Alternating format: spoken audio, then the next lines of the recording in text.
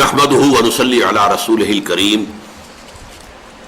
اما بعد فاعوذ بالله من الشيطان الرجيم بسم الله الرحمن الرحيم رب اشرح لي صدري ويسر لي امري واحلل عقدة من لساني يفقهوا قولي.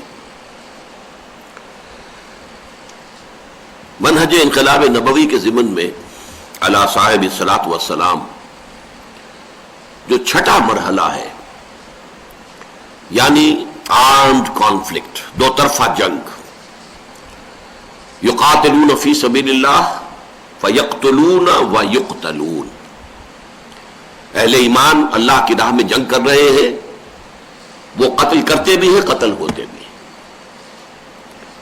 تو یہ صورتحال جو ہے یہ غزوہ بدر سے شروع ہوئی ہے اور تقریباً 6 سال کی مسلسل جنگ ہے، وار. ان دو الفاظ کے اندر فرق سمجھ لیجئے، ایک ہوتی ہے وار، ایک ہوتی ہے بیٹلز. تو بڑی جنگ ہے جنگ عظیم اول، اس میں بیٹلز پتہ نہیں کتنی ہوئی ہیں، جنگ عظیم دوم بیٹلز پتہ نہیں کتنی ہوئی ہیں. تو غزوہ بدر، غزوہ احد، غزوہ احزاب، غزوہ بنی المستلق وغیرہ وغیرہ وغیرہ، یہ سب کیا ہے؟ بیٹلز ہیں. ان سب کو مجموعی طور پر ہم کہیں گے a 6 years long war، جس میں ایک تھوڑا سا وقفہ ہوا صلح حدیبیہ کے ذریعے سے، ورنہ یہ ایک مسلسل حالت جنگ ہے. سیرت محمدی علیہ صاحب الصلاۃ والسلام کا یہ حصہ جو ہے یہ چونکہ بہت معلوم ہے، معروف ہے، مشہور ہے، سیرت کی کتابوں میں بھی تفصیل کے ساتھ غزوات کا ذکر آپ کو ملتا ہے. سیرت النبی کے بارے میں یہ ایک بنیادی بات آپ نوٹ کر لیجئے کہ حضور کی جو حیات طیبہ ہے ابتدائی 40 برس وحی کے آغاز سے قبل،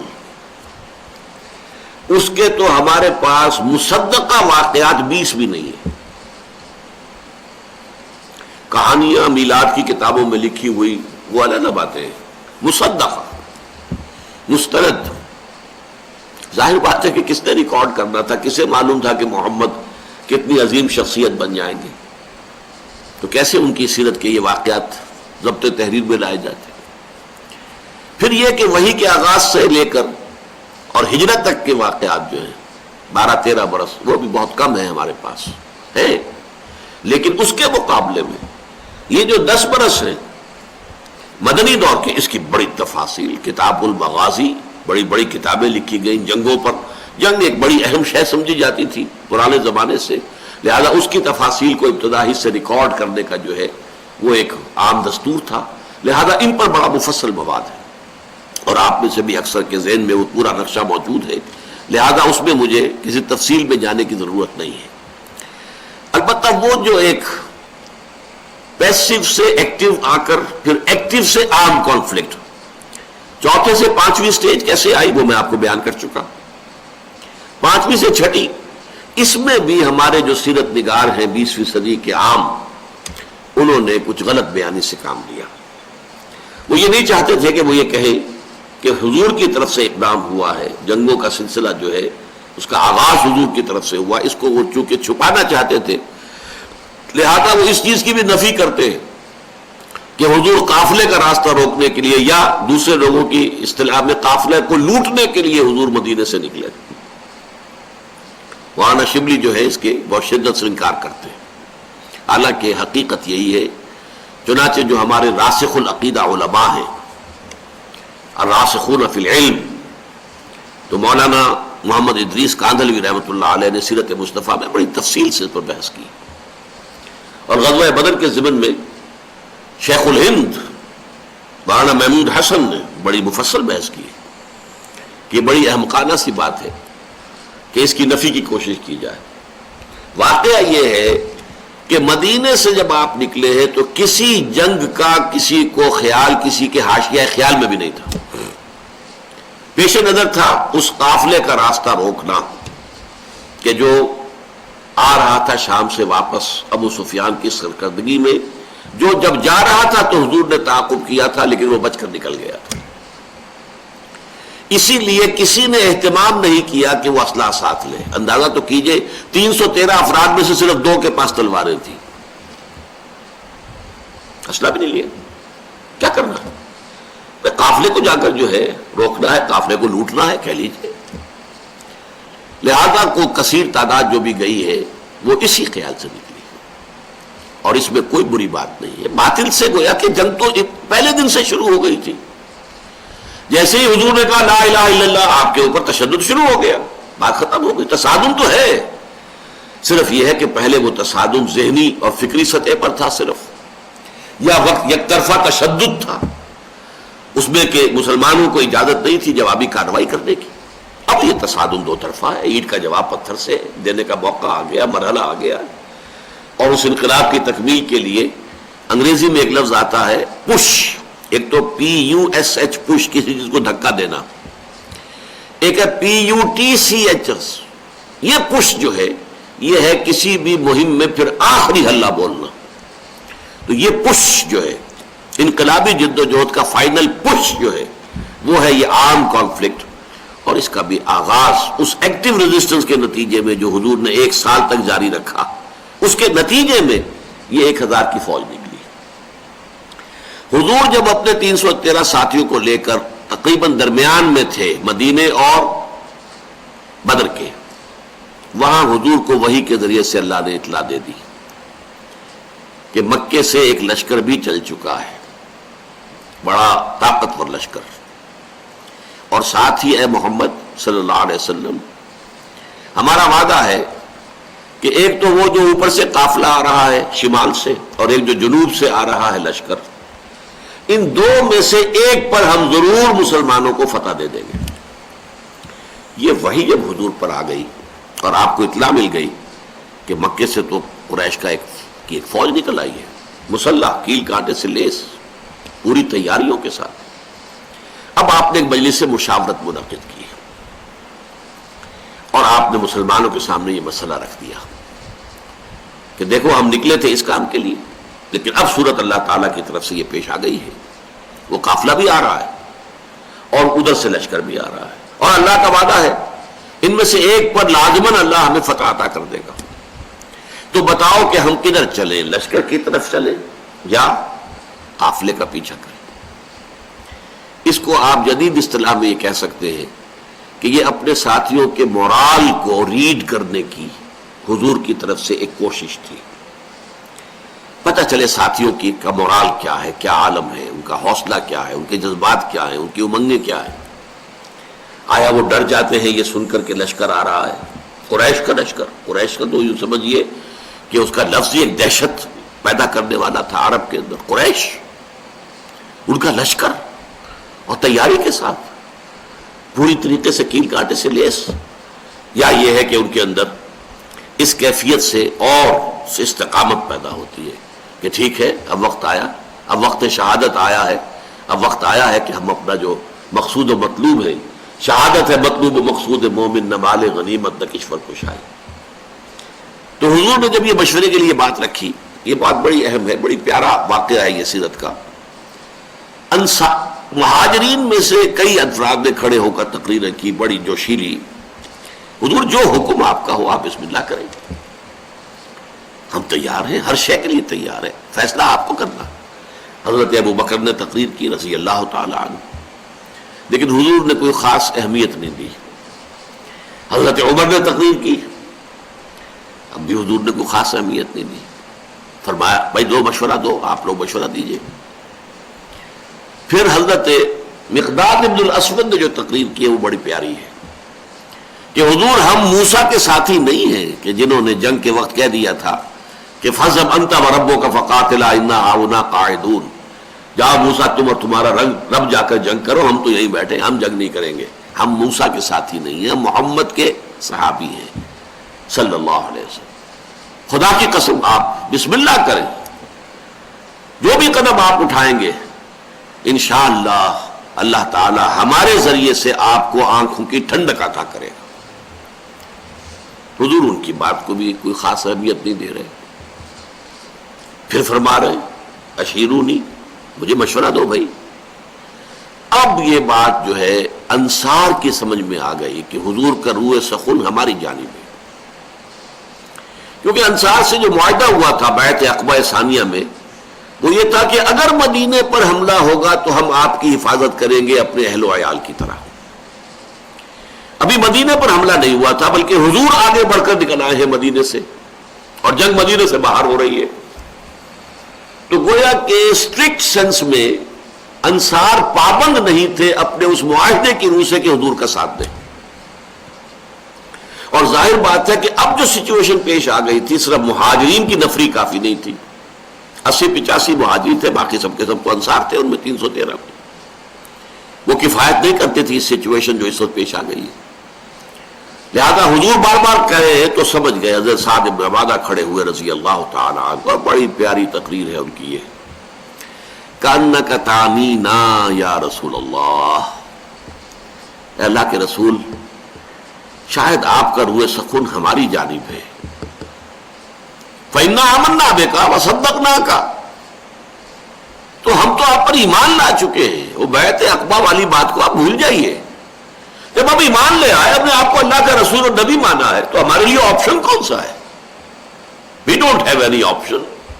خدا کی قسم اگر آپ اپنی سواری سمندر میں ڈال دیں گے، ہم سب کے سب آپ کے پیچھے سمندر میں اتر جائیں گے. اور خدا کی قسم اگر آپ ہمیں حکم دیں گے تو ہم برق الغمام تک پہنچ جائیں گے، یمن کا ایک شہر، اور اپنی جو سواریاں ہیں یہ اونٹ اور اونٹنیاں انہیں اس طویل سفر کی وجہ سے لاغر کر دیں گے، لیکن آپ جہاں حکم دیں گے آپ بسم اللہ کیجیے. اس پر آتا ہے کہ حضور کا چہرہ کھل اٹھا، خوشی کے اور بشاشت کے آثار، کہ یہ جو جماعت میں نے تیار کی ہے اتنی محنت سے، دعوت اور تربیت اور تنظیم کے مراحل جو میں گزار کے لایا ہوں، یہ جماعت اب تیار ہے فی الواقع اس آخری مرحلے میں داخل ہونے کے لیے. اب ہم پوری طریقے سے فٹ ہیں. اس پر آپ کے چہرے پر بشاشت آئی. اس کے بعد آپ نے کہا تو چلو پھر بدر کی طرف. اب یہ میں آپ سے عرض کر چکا ہوں کہ وہ قافلہ تو بدر کی وادی میں داخل ہی نہیں ہوا. ابو سفیان اس کو لے کر پہاڑی سلسلے کے ادھر مغرب کی طرف سے ہوتے ہوئے ساحل سمندر کے ساتھ ساتھ لمبا سفر کر کے بچ کے نکل گئے. اور یہ جب جو لشکر آ گیا قریش کا، اور جب پڑاؤ ہے، صرف میں اس کے بھی 2 واقعات آپ کو سنا دوں کہ جب پڑاؤ پڑا ہوا ہے تو وہاں اطلاع پہنچ گئی کہ قافلہ تو بچ کر نکل گیا. ابو سفیان کا پیغام آ گیا کہ میں قافلے کو بحفاظت لے کر مکے پہنچ گیا. اب یہاں سوال پیدا ہوا پھر وہی ہاکس اینڈ ڈوز کا معاملہ. ڈوز نے یہ سوچا کہ اب خوریزی کاہے کے لیے، ہم تو نکلے تھے اپنے قافلے کی حفاظت کے لیے، قافلہ تو پہنچ گیا. لیکن جو ہاکس تھے ان کو تو سمجھ میں یہ آیا کہ یہ تو ہمیں موقع مل گیا، گاڈ گیون اپارچونٹی. یہ ڈوز ہماری بات چلنے نہیں دے رہے تھے. اب جو ہے اب ہم یہاں تک پہنچ گئے ہیں، مدینہ یہاں سے صرف 80 میل دور ہے، ہم کہاں سے کہاں تک ہو کر یہاں پہنچ گئے ہیں، تو اب تو موقع ہے، اب یہاں سے واپس جانے کا کیا سوال. حضرت حکیم بن حزام رضی اللہ تعالی عنہ اس وقت تک ابھی ایمان نہیں لائے تھے. وہ گئے عتبہ کے پاس. کیا عتبہ، دیکھیے ہمارا جو وہ قافلہ تھا وہ تو بچ کے جا چکا ہے، اب یہ خامخواہ کی خوریزی اور جنگ کاہے کے لیے؟ آپ کی حیثیت یہ ہے قریش کے ہاں کہ اگر آپ اس کو روکنا چاہیں تو جنگ اب بھی رک سکتی ہے. اس نے بھی کہا ٹھیک ہے، بات تو تمہاری صحیح ہے، اچھا چلو چلتے ہیں ابو جہل کے پاس. وہ he was the chief of the ہاکس. وہاں جا کر بات کی اور وہ شخص جو تھا پھر اس نے پینترا بدلا، تانا دیا عتبہ کو. عتبہ کے بیٹے تھے حضرت حذیفہ رضی اللہ تعالی عنہ، جو ایمان لا چکے تھے، حضور کے ساتھ تھے. ہاں معلوم ہوتا ہے عتبہ بیٹے کو سامنے دیکھ کر تم پر بزدلی طاری ہو گئی ہے. اب یہ عرب کے لیے بہت بڑا تانا تھا. دوسری طرف اس نے یہ کیا کہ وہ جو ایک مارا گیا تھا وادی نخلہ میں ایک مشرک، اس کے بھائی کو بلایا کہ دیکھو یہ تمہارے بھائی کے قاتل جو ہے وہ سامنے پڑے ہوئے ہیں، لیکن یہ لوگ چاہتے ہیں کہ جنگ نہ ہو. اس نے فوراً کپڑے پھاڑے، وہاں کا جو ان کا ایک قبائلی رواج تھا، چیخنا چلانا شروع کیا اپنے اس مقتول بھائی کا نام لے کر کے اس کا انتقام، اس کا قصاص لے کر جائیں گے، وہاں سے نہیں جائیں گے واپس یہاں سے. عتبہ نے بھی اس تانے کا جواب دیا کہ یہ صبح معلوم ہوگا کہ کون کاورڈ ہے، کون بزدل ہے۔ ظاہر بات ہے کہ عتبہ کو یہ بات کھا گئی، وہ چونکہ نسبتاً شریف النفس لوگوں میں سے تھا، یعنی عمر کے اعتبار سے بھی بزرگ، ویسے بھی تباہ ہے ہر ایک کی، جیسے کہ وہ شعر ہے کہ نہ ہر زند نست و نہ ہر مرد مرد، خدا پنج انگوش یکساں نہ کر۔ نہ اہل ایمان میں سے سب ایک درجے کے تھے، برابر کے تھے، نہ کفار میں سب ایک درجے کے تھے۔ کافروں میں انتہائی سخت معاند بھی تھے، اور کافروں میں وہ شخص بھی تھا جنہوں نے حضور کو پناہ دی تھی، جبکہ آپ طائف سے آئے ہیں مایوس لوٹ کر، وہ بھی کافر ہی تھا، مشرک تھا۔ اور ظاہر بات ہے کہ ابو طالب بھی تو کفر ہی کی حالت میں دنیا سے گئے ہیں، لیکن حضور کی مدد کرتے رہے، آپ کو سہارا دیتے رہے۔ تو ہر طرح کے لوگ ہوتے ہیں۔ تو عتبہ در حقیقت ان میں سے شریف النفس لوگوں میں سے تھا، لیکن شریف آدمی کو پھر یہ تانا بھی کھا جاتا ہے بری طرح۔ تو اس نے کہا اچھا یہ تو کل صبح پھر فیصلہ ہوگا کہ بزدل کون ہے۔ نتیجہ یہ ہوا ہے کہ پھر اگلے دن سب سے پہلے عتبہ میدان میں آیا۔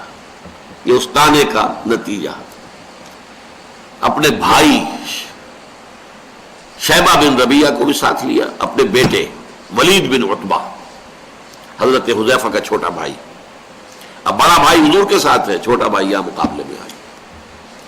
یہ نکلے جیسے کہ پرانے زمانے میں رواج تھا، مبارزت، چیلنج کیا، آئے کوئی ہمارے مقابلے میں۔ ادھر سے 3 انصاری صحابی نکلے، انہوں نے پوچھا کون ہے آپ لوگ، ڈسکلوز یور آئیڈینٹی۔ انہوں نے بتایا ہم انصار میں سے ہیں۔ تو نہیں تم سے ہم جنگ کرنے آئے ہی نہیں ہیں، ہماری شان سے فروتر ہے کہ ہم یہ کاشتکاروں سے جنگ کریں۔ تانا دیا کہ مدینے کے لوگ تو کاشتکار لوگ ہیں، ہمارے مد مقابل بھیجو محمد صلی اللہ علیہ وسلم جو ہمارے مقابلے کے ہو۔ حضور نے ان تینوں کو اشارہ کیا واپس آ جاؤ۔ اب حضرت حذیفہ نکلنے لگے باپ کے مقابلے کے لیے، حضور نے روک دیا۔ حضور کی شفقت و رحمت نے اسے گوارا نہ کیا کہ باپ بیٹے کے مقابلے میں آئے اور بیٹا باپ کے مقابلے میں آئے۔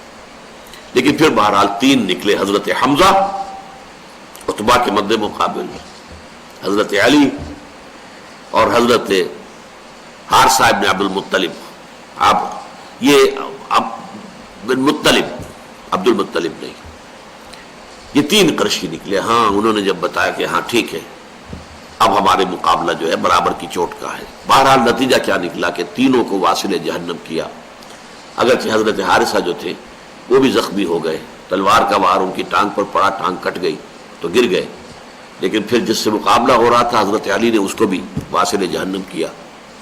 یہ جو ہے جو زخمی ہو گئے تھے، یہ واپس جاتے ہوئے جبکہ بدر سے جا رہے تھے حضور فتح مند ہو کر مدینے کی طرف، تو درمیان میں ان کا انتقال ہو گیا۔